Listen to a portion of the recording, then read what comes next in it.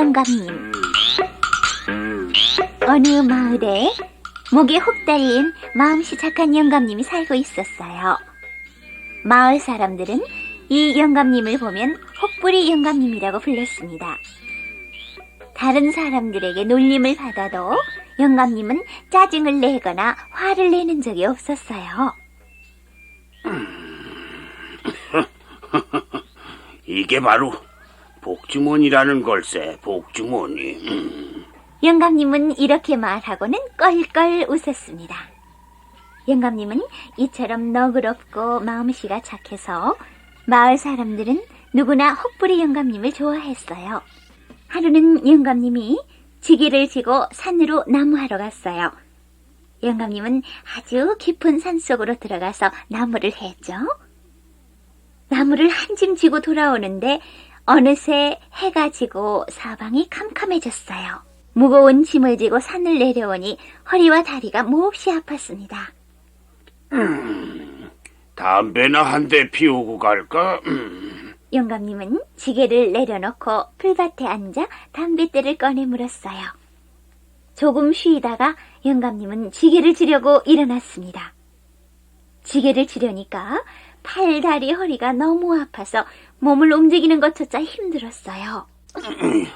안 되겠는걸. 몸도 피곤하고 길도 캄캄해서 잘 보이지 않으니 어디서 좀 쉬었다 가야겠는걸. 영감님은 혼자 중얼거리고 사방을 둘러보았습니다. 어둠 속 저편에 집같이 생긴 것이 희미하게 보였어요. 옳지. 저 집에 들어가 누웠다 가야겠구나. 영감님은 그쪽으로 갔습니다. 가까이 가보니 그것은 다 찌그러져가는 오두막집이었어요. 여보시오. 아무도 없소. 영감님은 불러봤습니다. 그러나 집안에서는 아무런 대답이 없었어요. 이런 빈집이군 그래. 영감님은 조심스럽게 방 안으로 들어갔어요. 창문도 부서지고 없고 벽에는 구멍이 뻥뻥 뚫어져 있었어요. 지붕도 구멍이 나서 하늘이 보였습니다.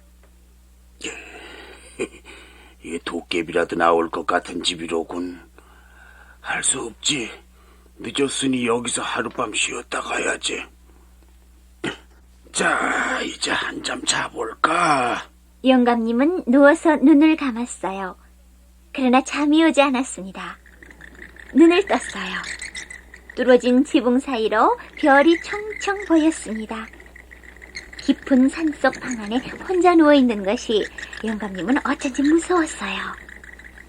바람 소리가 먼 데서부터 우하고 산골짜기를 넘어 가까이 오는 것이 꼭 무슨 귀신들의 아우성을 치며 몰려오는 것 같았어요. 영감님은 다시 일어나 앉았습니다. 이거 잠은 오지 않고 얘기를 할 사람도 없고. 옳지. 노래나 한 곡 좀 부를까 보다. 영감님은 노래를 부르기 시작했어요. 영감님의 노랫소리가 어두운 깊은 산속에 울려 퍼졌습니다. 노래를 부르다 보니 무서운 생각은 점점 없어지고 기분이 좋아졌어요.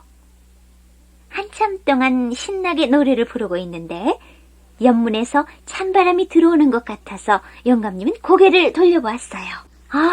그랬더니 이게 웬일입니까? 여러 명의 도깨비들이 몰려앉아서 노랫소리를 듣고 있었어요. 머리에는 뿔이 나고 시뻘건 얼굴에 왕방울 같은 눈을 가진 도깨비들을 보고 영감님은 깜짝 놀랐어요. 그러나 영감님은 무서워하면 도깨비들이 얕볼 것 같아서 아무렇지도 않은 것 같이 말했습니다. 밖에 있는 양반들 이리로 들어오시구려. 그러자 도깨비들은 우르르 방 안으로 들어왔습니다. 당신네들 도깨비들인 모양인데 나도 혼자서 심심하던 참에 잘 왔소. 우리 같이 앉아서 재미있는 옛날 얘기나 합시다 그려. 그러자 도깨비들 중에 제일 몸집이 큰 우두머리 도깨비가 영감님을 보고 말했습니다. 아니요, 영감. 우리는 옛날 얘기 같은 건 재미없어. 우리는 이 세상에서 노래를 제일 좋아합니다. 그런데 우리는 노래를 부르지 못하니 듣기만 좋아하지요. 영감님, 아까 부르던 그 노래 다시 한번 불러보시오. 영감님은 그제서야 마음이 놓였어요. 영감님은 노래를 부르기 시작했습니다. 노래가 끝나자 도깨비들은 다시 한번 더 불러달라고 졸랐습니다. 영감님은 도깨비들의 청에 못 이겨 여러 번 불렀어요. 그러는 사이에 새벽이 됐습니다. 도깨비들이 돌아가야 할 시간이 된 거죠. 그러자 우두머리 도깨비가 영감님에게 말했습니다. 그런데 영감의 그 좋은 노래는 대체 어디서 나오는 거요?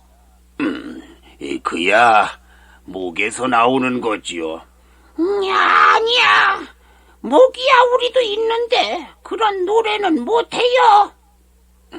영감, 거짓말 하지 말고 바른 대로 말해보. 그러자 영감님은 정 그렇게 알고 싶다면 내 바른 대로 가르쳐 드리지. 내 노래는 사실은 이 노래 주머니에서 나오는 거요. 영감님은 혹을 가리키며 말했어요. 도깨비가 그러면 그렇지. 노래 주머니가 있으니까 그런 좋은 노래가 나오는 거겠지. 어디 목구멍에서야 그런 좋은 노래가 나오려고? 여보시오, 영감. 그 노래 주머니를 우리에게 파시오. 아니, 팔다니요. 이건 팔 수 없습니다. 아이고, 그러지 말고 우리에게 파시오. 참, 이 노래 주머니는 팔 수 없어요. 내 목에 붙어 있는 걸 어떻게 띄어서 판단 말이요. 그러자 도깨비들은 점점 더 욕심이 났어요. 그걸 떼어내는 건 걱정 마시오. 우리 제주로 아프지 않게 감쪽같이 떼어낼 테니.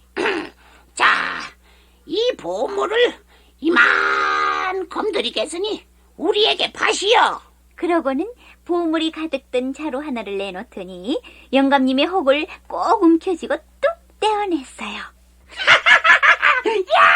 노래 주머니 샀다. 도깨비들은 고함을 치며 우르르 숲속으로 사라져버렸어요. 영감님은 정신이 얼떨떨하여 혹이 붙어있던 자리를 가만히 만져보았습니다. 아프지도 쓰리지도 않을 뿐 아니라 목이 가뿐한 것이 기분이 여간 좋지 않았어요. 영감님은 보물자루를 지게에 지고 마을로 내려왔습니다. 영감님을 만난 사람들은 모두 놀라서 눈이 휘둥그레졌어요. 아니, 영감님, 이 하룻밤 사이에 그 혹이 온데간데 없어졌으니 웬일이요? 보물 한 자루 받고 팔고 오는 길이요. 그 혹이 바로 복주머니라오, 복주머니. 영감님은 그날로 큰 부자가 됐어요. 도깨비에게서 받아온 번쩍번쩍하는 값진 보물들을 보고 모두 여간 부러워하지 않았습니다. 이웃 마을에도 목에 혹이 달린 마음씨가 나쁘고 욕심 많은 노인이 살고 있었어요. 이 노인이 소문을 듣고 영감님을 찾아갔습니다. 아니, 대체 어떻게 해서 혹이 없어졌어? 좀 자세히 얘기를 해주구려. 하고 혹 없어진 영감님에게 물었어요. 영감님은 얘기를 처음부터 끝까지 자세히 들려주었습니다. 얘기를 다 듣고 난 혹부리 노인은 슬그머니 욕심이 생겼어요. 나도 혹도 떼고 보물도 얻어와야지. 이웃 마을에 혹 달린 노인은 그날로 곧 산으로 들어가서 그 빈집에 들어앉았어요. 노인은 노래를 부르기 시작했습니다. 노인의 노랫소리는 듣기가 좋지 않은 서투른 노래였어요. 조금 있으려니까 문 밖에서 웅성웅성하는 소리가 들려왔습니다. 혹부리 노인은 이제야 도깨비들이 몰려오나 보다 생각하고 더 크게 노래를 불렀어요. 그러자 밖에서 노인아! 하는 고함소리가 찌렁찌렁 울렸어요. 혹부리 노인은 깜짝 놀라서 문 쪽을 돌아다 보니 머리에 뿌리 돋은 시뻘건 얼굴의 도깨비가 한 손에 새몽둥이를 들고 서 있는 게 아니겠습니까? 혹부리 노인은 무서워서 얼굴이 새까맣게 질리고 간이 콩알만해졌어요. 그러나 노인은 용기를 내어 간신히 말했습니다. 보아하니 도깨비들인 모양인데 들어와서 내 노래나 좀 들으시오. 그래? 어디 그 잘난 노래 한번 들어보자. 노인은 다시 노래를 부르기 시작했어요. 그래. 그래서 너도 그 노래 주머니를 팔러온 게냐? 예. 이 주머니를 사시렵니까? 에끼 고얀 놈. 우두머리 도깨비가 벌컥 화를 내며 고함을 질렀습니다. 한 번 속은 것도 분한데 우리가 두 번씩이나 속을 줄 알았나? 액다! 지난번에 팔았던 혹토로 가져가거라. 그러고는 자루에서 혹을 꺼내더니 노인의 목에 철썩 갖다 붙였습니다. 노인은 커다란 혹이 2개나 달린 쌍호뿌리가 됐어요. 그 꼴 참 좋다. 도깨비들은 쌍호뿌리가 된 노인을 둘러싸고 허리를 잡고 마구 웃어대다가 한참 만에야 숲속으로 돌아가 버렸습니다. 도깨비들의 웃음소리가 멀리 사라지자 노인은 간신히 정신을 차렸어요. 손을 올려 혹을 만져보았습니다. 이를 어떡합니까? 커다란 혹이 2개나 대롱대롱 달려 있었어요. 도깨비들이 붙인 혹을 잡아 당겨보았습니다. 떨어지기는커녕 목이 아파서 힘주어 잡아당길 수조차 없었어요. 기가 막혀 밖을 내다보니 어두운 산마루에 그 몸딸이 찌푸린 얼굴로 노인을 내려다보고 있었습니다. 노인은 양쪽 목에 혹을 잡고 울음을 터뜨리고 말았습니다.